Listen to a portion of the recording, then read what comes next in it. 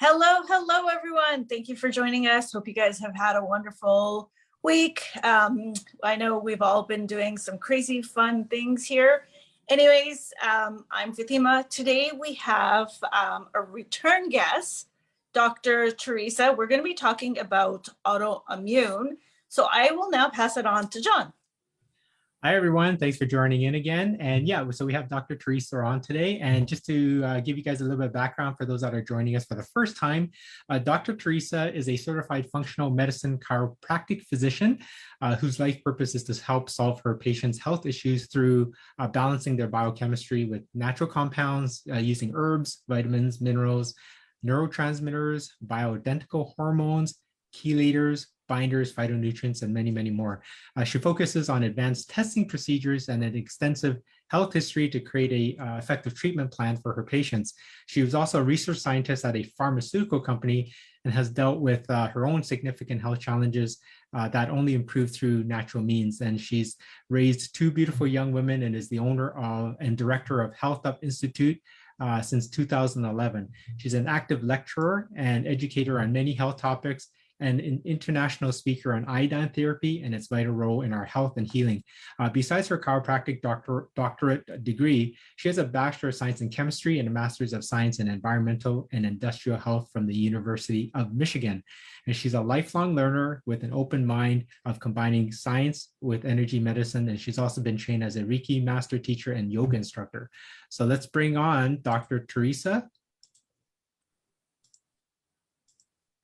and start the show.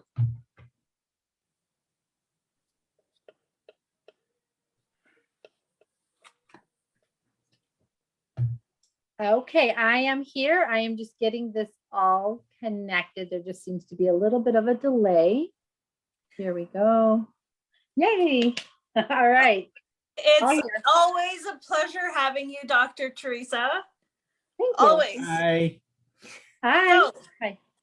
the question is autoimmune. I mean, it's a loaded question. It's a pretty loaded question. So I'll let you take it away and wow us. Well, autoimmune disorders and diseases are extremely complex situation. It even baffles the medical community. It is something that is very difficult to diagnose because a lot of the signs and symptoms mimic other diseases. In the past 30 years, I mean, the rate has skyrocketed. I mean, in around 1990, it used to be like 1 in 400, and now it's like 1 in 50. So it is all around, and we're trying to determine, why is this happening, and how to appropriately diagnose people. And what more current research has found is about 25% of the reason why someone has an autoimmune disorder is genetic. And there's a lot more genetic research going into that. And they're finding various very specific markers to help narrow down your particular diagnosis. But 75% is the environment. That is unbelievable. And within those environmental causes, you think, well, what do you have control over? What is causing it? What can you do? And the other very scary thing with autoimmune conditions is right now, from the medical standpoint, they don't consider that there's a cure. They believe it's just something that you manage for the rest of your life. And that alone should wake you up and go, oh my gosh, could I potentially have any, if I have these signs and symptoms, what can I do? Because there are many very prominent people who've done research on diet, lifestyle changes, who have they themselves reversed very serious conditions with those factors. It's diet and lifestyle. It's amazing. And I just want to give a quick shout out. One of the doctors, and anybody who's listening who has an autoimmune condition, look up Dr. Terry Wall. She's got the Wall protocol. She is a medical doctor who had MS and was in a wheelchair, couldn't do anything, and did a lot of research, and very specifically points to eating certain nutrients with the food, like certain foods, concentrate on these foods. But with all of them, and we're going to talk a lot more about diet in the end, of eliminating various foods and things like that. But the environmental factors, it just blows my mind. We got to think about what kind of toxins are in our air, in our water, in our foods, genetically modified foods, pesticides, the water supply to the foods being contaminated with heavy metals. Because people always think, where do I get this stuff from? It is from the polluted systems and waters and the environment out there. The heavy metals wreak havoc in our body. The environmental toxins, molds. Molds actually like to go in there and alter DNA, which is the last thing we want. And so that's also high risk besides autoimmune, different cancers. Lifestyles. We all know smoking's bad, so it's almost like when we're talking health, if someone, thinks smoking is okay, it just blows my mind. No smoking. For smoking, quit smoking, get away from smoke. That is one of the most damaging effects on the body that's finally come to light publicly for everyone, but that's just got to go away. But even linking it to various infections, having different viruses and bacteria in your body besides systemic yeast. I mean, there's been a link to Lyme disease, which has been out for a long time. It's very difficult to get rid of when someone's diagnosed with Lyme disease. Epstein-Barr, which was from mono, and that's linked to various cancers as well. Those are highly linked to potential autoimmune disorders. And now we've got some new viruses out there. We don't know if it's the virus, if it's us fighting the virus. It's a very delicate situation. And so we all need to take the right steps to, keep us healthy. You know what it sounds like? You kind of, it's kind of like a cascade effect, because, saying that 1 in 50 before now, or 1 in 400, now it's 1 in 50. Well, if you kind of take a look at outside of that, we are immersed in so much more toxicity and so much more environmental stresses, and, the foods and all the processed foods, the food we had 100 years ago is different than what we had today. So we are eating, unfortunately, we are exposed to more of that, whether you choose it or not, or you unknowingly, we are getting it. We can control what we put on our body and in our body, but we can't control, like what you're saying, everything else around us. So those are kind of like triggers. And once you have something, you got to do the best you can to try to hold that back, because then you're going to maybe be susceptible to other things that kind of come along with, your weakened immune system.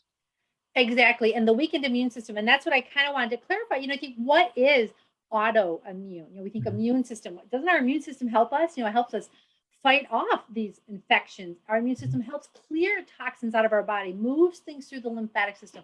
It does a great job when we do a great job nourishing it. But different things that disrupt the natural biochemistry of our body, the natural response that should be occurring, or weird reactions, weird foreign things that are inside our body that are toxins or viruses or molds or other bacteria. The immune system can get confused. It can start making antibodies against whatever it thinks it sees, but then it goes around and, hey, this tissue looks just like what I was fighting against, and starts attacking the body. So the immune system just starts attacking itself, and it can attack itself pretty much anywhere. And that's where all the various things, there's over 100 named autoimmune conditions out there, but it all means the body is attacking itself in places that it shouldn't be. It's causing damage, it's causing dysfunction of different areas, and it's generally, as you mentioned earlier, a little bit of a cascade effect with the environment. It's very similar with if any function of your body gets disrupted because it's attacked. Our bodies are completely interlinked. One thing's not working well, it's like, stopping a cogwheel somewhere, there is going to either be something trying to move faster later to catch up, or creating a damming effect somewhere else. And you're going to start getting more inflammation, more damage, potentially other reactivity to all this other inflammation in the body. And therefore, usually people, when they have one autoimmune condition, it can cascade into overlapping other autoimmune conditions. And so that leads you to think, well, okay, what are the symptoms? That's the thing. Kind of, I mentioned in the beginning, my goodness, the symptoms seem to overlap with many other things. And that's why it's a multi-stage process in getting diagnosed. So I'm going to go over the symptoms, but I know by saying them, anybody listening to this is going to be like, it's me. It's like 20 of them. You're going to think it's you. And you know what? Maybe there's a part of it that is connected, and just changing your diet would actually get rid of that one particular symptom. But the symptoms of fatigue, very common. Symptom of joint pain anywhere in the body. Symptom of morning stiffness, or just stiffness throughout the body. Yes. Symptoms of brain fog, lack of concentrating, myalgias, meaning just muscle pains around the body, skin issues, whether it's a rash, whether it's bumps, whether it's scaliness, like a psoriasis or an eczema, or a tightness, which is a scleroderma, getting dry eyes, getting a dry mouth, very low energy, or very high energy. I mean, that's hyperthyroidism. Low energy, hypothyroidism. Your eyes starting to get wide and big. That's the beginning. That's a sign of Graves' disease. Dry, hair falling out, hair loss, which is, one of the signs. Doesn't necessarily mean you have Hashimoto's, which is a, thyroid disorder.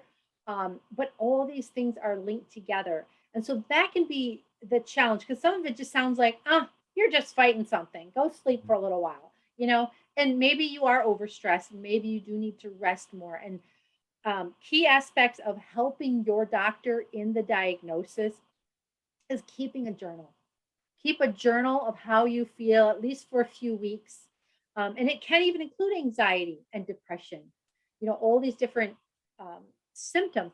Note the foods that you're eating, and just be honest. Maybe you had to get fast food that day because you're busy, you got the kids, and you're running around. You made a quick spaghetti dinner, but the next day you had salad. And that evening you had, some rice and vegetables. And the next day after that, you felt better. But then, you had a rushing day again and had fast food. And the day after that, you feel awful, because there's often a delay, like 12 to up to 36, 48 hours, which is 2 days later. You can feel the effects of the diet from before, the effects of stress. It could be a stressful event at home, a stressful event at work, stressful event with your kids. You feel the event of an exposure.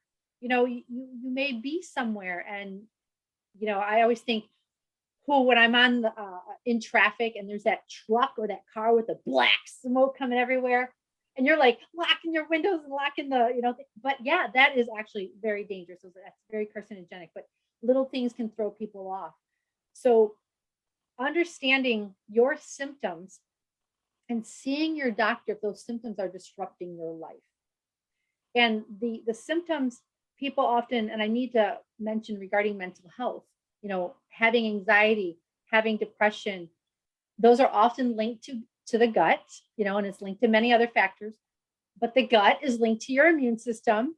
And if your gut is off and then your immune system's off, there may start getting some confusion with your B cells, which could possibly create an autoimmunity somewhere in your body. So they are all linked.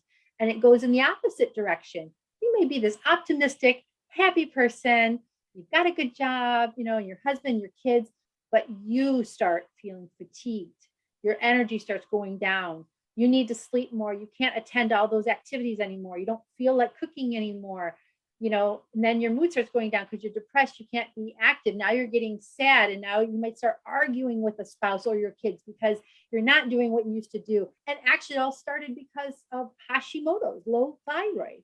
And you can get a mental disorder because of that. So besides all those symptoms, keeping track of them, you need to see, in my opinion, a functional medicine doctor or a doctor who takes in consideration not only managing your disease, but also trying to get you to health. And they would run a thorough amount of tests. There's blood work, and then there's looking at what the root cause is. I think so you had mentioned about like our genes. So we know with the epigenetics that our genes are either turned on or turned off by whatever our environmental toxins or diet. Is there a way that we can actually turn those off if we know that we have them or they've been turned on, and offset them so we're not having to go through all of that? I believe that is a huge area of research in order to scientifically answer that question, like what turns it on and what turns it off. We just know that just because people have a specific genetic marker, for example, HLA-B27 is a marker with people with ankylosing spondylitis, which is an autoimmune condition of the spine and the hips and the sacroiliac joint, that having that gene, only 2% of the people who have that gene actually get that disorder. However, people who are diagnosed with that disorder, I'm going to get that percent wrong, but it was a very high percent, like 60 to 80% of people who got diagnosed, because not everybody has that gene who gets that disorder, but a high percentage of people with the disorder actually have that gene. So how come 98% of people who actually have that gene, who have it is very high, don't have it? That leads to the epigenetics. What is turning genes on? What are turning genes off? And it's not having just one isolated gene. What's the rest of their genetic, genome? That's maybe keeping that in check, something strong, balanced, powerful. What are their vitamin D levels, their omega-3 levels, both very anti-inflammatory and a lot of research against. So that's where that environmental piece, along with whatever the rest of their genome is. So that is a challenge. We just know with epigenetics that there is the ability for genes to turn on and off, because people will have a particular marker that is highly associated with either something serious, deadly, or just simple, but they don't get it. And then other people who don't have that marker at all get the major problem. So just because you have the gene, it's critical to realize you have more control than you think. That's the epigenetics, optimizing your diet and your lifestyle. What it sounds? It sounds like that, it goes back to like I use this word a lot, is trigger. What triggers something to happen? And if you're prone to something like it, and that's why it's important. I don't know what your recommendations are, or what, I think, healthcare professionals probably want to see people regularly, just to, catch these before they get get down that rabbit hole. But regular physicals, regular checkups, like maybe once a year or even more, if you have a family history of certain underlying conditions or prone to certain things. But then, like you said, depends on, you can have, people that have that same marker, but somebody works in an environment that's very stressful or has toxic chemicals, and the other one has it. One gets triggered and pushes that thing to start coming out, where the other person does not, because maybe one's more stressed, one's not, one's in the environmental, one is not. So it really depends on identifying what you're exposed to and then what pushed it over, and then hopefully catch it early enough so that you can kind of, set it back, or maybe not reverse it, but just kind of control it. And I do think you can, quote, reverse the symptoms. Let's say that. But John, you're lucky here. You're a man. 80% of the people diagnosed with autoimmune disorders are women. And they're mostly diagnosed during their, fertility time frame, from when they start menstruating to menopause. Yes, you can still get things later, and you can, still get things before. And there's that huge gamut of autoimmune disorders, anything from the number one being type 1 diabetes. So that really can be, pretty much any age. But then you start getting into rheumatoid arthritis being number 2, and that is mostly prevalent in women. And it's mostly diagnosed, 20 to 40, and so they do believe there's a huge hormonal link to our immune system, which we know our overall health for every aspect is all related once again to each other. So being an appropriate hormone balance, women through their normal monthly cycle, the hormones should look a certain way depending where they're at. And if one's too high or one's too low, that causes a lot of internal stress and a lot of other accommodations that the body tries to do. The adrenal glands try to help out the ovaries, and then, other areas of the body is trying to work to balance it. Maybe the thyroid's kicking in for more energy. It starts throwing things off. And so there's that link with women, much more higher incidence of autoimmune disorders than men. So, women in particular, and I, look at other factors too. Of course, men are under a lot of stress. I'm not going to downplay that. But women who have a lot of stress, at least even in our current society, like I said, in the past 30 years, this really went up. Environmental toxins have skyrocketed in the past 30 years. So to me, that's a major, major factor. But even prior to that, I would say more in the 80s, but the 90s and 2000s, you're having these women who are having children and they're working.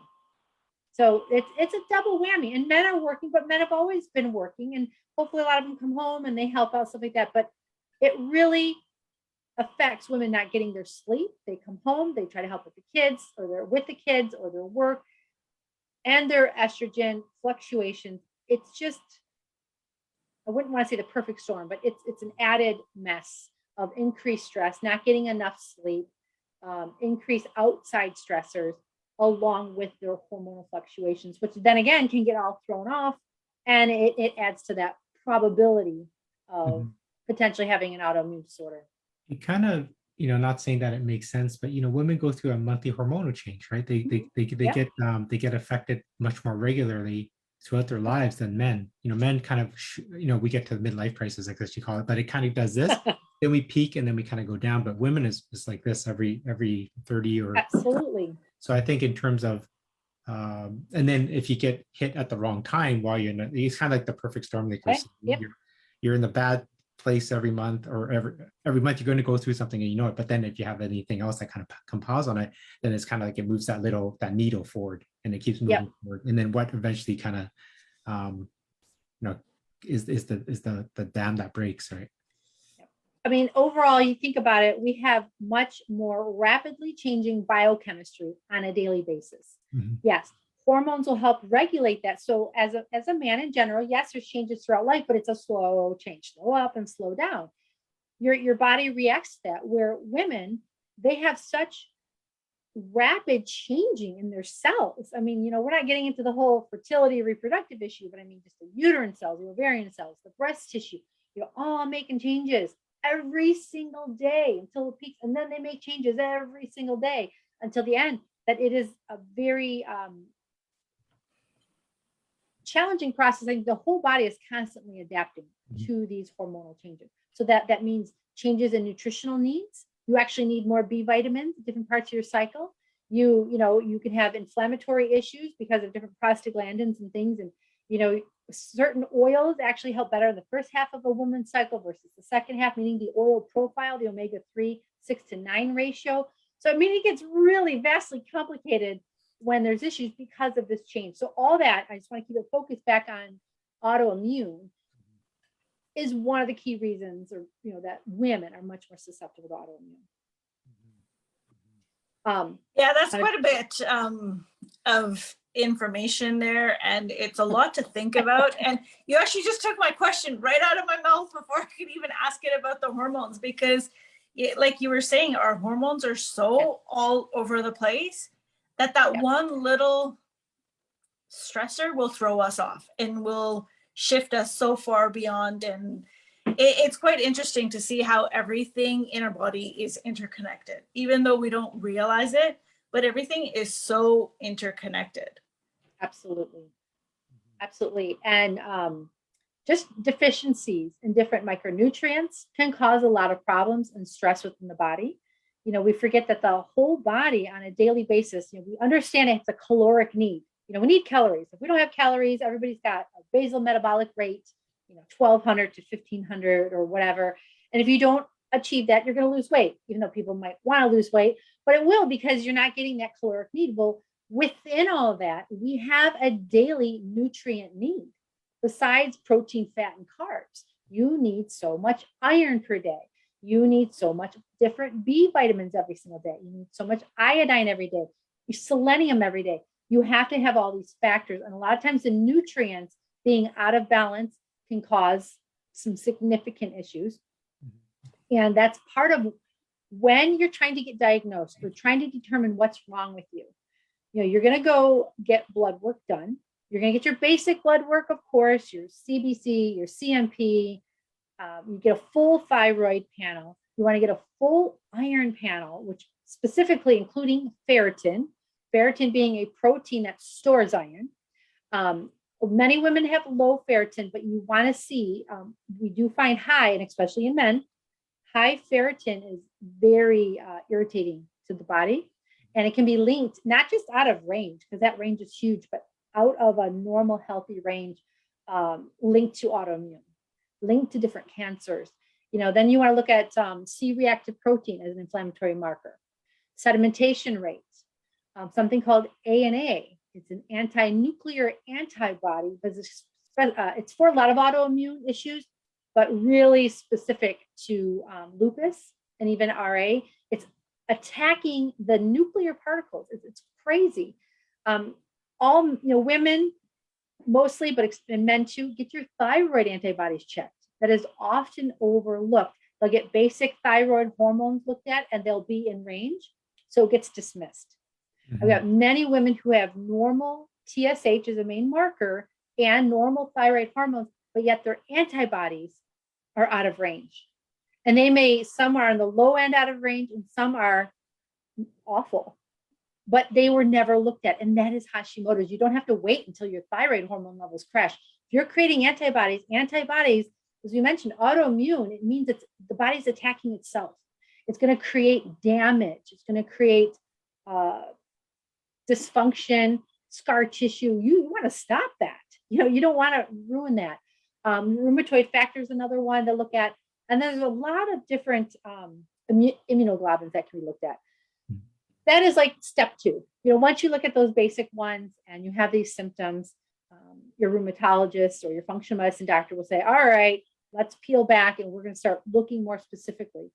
But a diagnosis is just, gives people a peace of mind when you know what's going on. Because again, that mental disorder, not knowing what's going on, but how to get better. Yes, there are medical treatments that if symptoms are really bad and you may need some medicine, temporarily, hopefully, some steroids or different drugs to manage what's going on. But your goal is to optimize your health, is to find your health and to get rid of what is in your body that could be disrupting its normal function. So those heavy metals, those toxins, the molds. Look at the gut microbiome. All that needs to be optimized, and you need to optimize your diet. So right in the beginning, I mentioned eating, the Dr. Wall, it's called the Wall Protocol, is one of the diets. You're taking out all your sugar, all your dairy, you're taking out eggs and gluten always for all of them. But that's for like 100 days. And then you can see if you want to introduce things.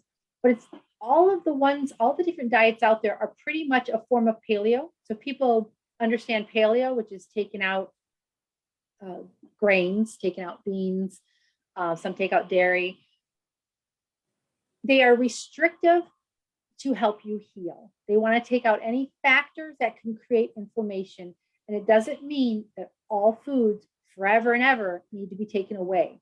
Because when your body heals, and I have personal people that once their gut was healed, it was amazing. They could eat quite a few many other foods. They did not have their symptoms anymore. The joint pains are gone because their gut healed. Your gut is literally, your barrier between the outside world and going into the inside world besides your skin, but what's coming into your body.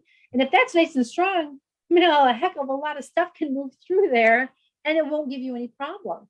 So, the different diets, Dr. Gunder's diet, Dr. Mark Hyman's got a great plan, an elimination diet working with your doctor. And again, Dr. Terry Wall provides a very good layout of what to do. So besides your diet, decreasing your stress, figuring out ways to manage your stress, because you might think I can't decrease it. So you've got to manage your stress, doing activity, physical activity, doing exercise.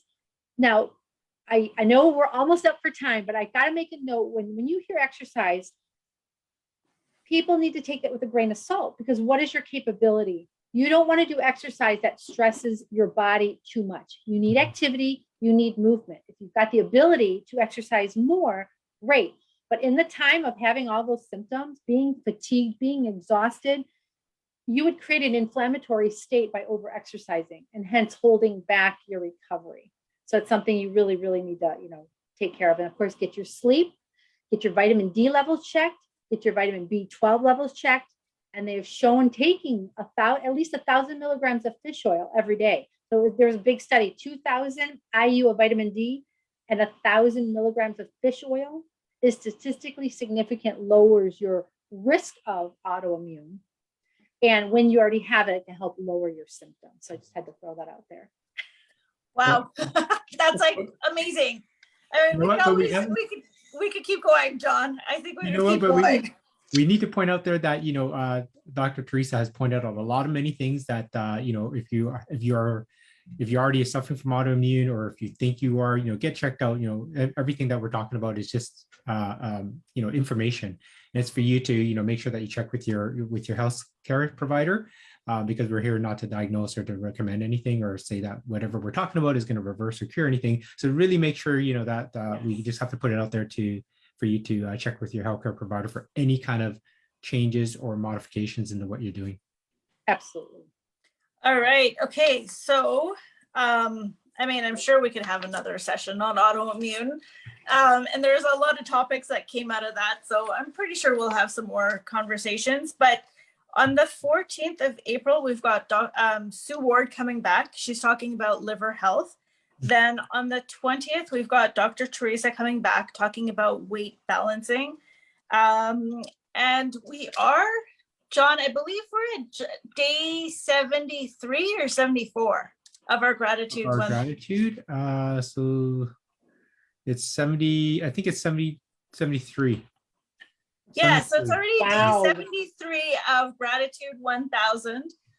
So for those of you who don't know what the Gratitude 1000 is, it's every day we're writing 10 different things that we're grateful for until we've got 1,000 things that we're grateful for. But what will actually happen is after you hit that 1,000 point, you'll just continue being grateful and you'll find the little things to be grateful for in life. So it's not too late for you to join us with that challenge. We'd love for you to join us. Please do tag us. And if you have any comments, questions, or anything, please put them in. We'd love to hear that as well. If you haven't already, please follow us. We are the Healthy Way Vibes on all of our platforms. So until the next episode, okay, go ahead. We have someone coming on next Thursday, don't we? Shannon? Oh, yes. Is it Sharan? Sharan? My apologies. So we have Shannon Charania. He's coming in. So he was actually someone who he's a mentor to me, but he was someone who was all into the drug world, and he changed his life, and now he's a public speaker. So he's going to be talking about how you can find peace even with your past. Nice. So that will be on Thursday, the 24th. 24th. So next Thursday. All right. I think I've got everything, right? Right. And if there's any changes, updates, we'll put that onto our Facebook and pages, and just stay tuned to that. Subscribe to that so you'll get what shows are coming up and topics. And yeah, write in your comments what you want to see. If you have something for Dr. Theresa, we'd love to hear from you, and maybe consider that for a future episode. All right. Well, Nope. thank you for tuning in, and have a wonderful day. Bye for now. Thank you. Bye. Take care. Be healthy.